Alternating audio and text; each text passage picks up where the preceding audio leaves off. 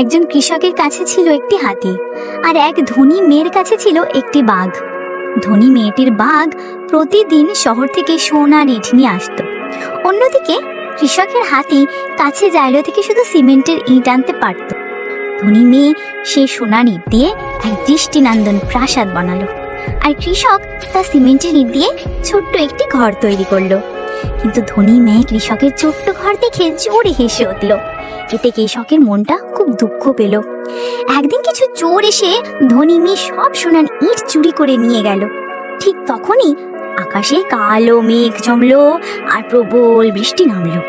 ধনী মেয়ে তখন ভয়ে কাঁপতে কাঁপতে কৃষকের কাছে আশ্রয় চাইলো। কৃষক দয়ালু মনে তাকে ও তার বাঘটিকে নিজের ছোট্ট ঘরে জায়গা দিল। তাই শেখা হলো, টাকার অহংকার নয়, মানসিকতা ও দয়া সবচেয়ে বড় সম্পদ। আরও এমন গল্প পেতে আমাদের চ্যানেলটি সাবস্ক্রাইব করুন।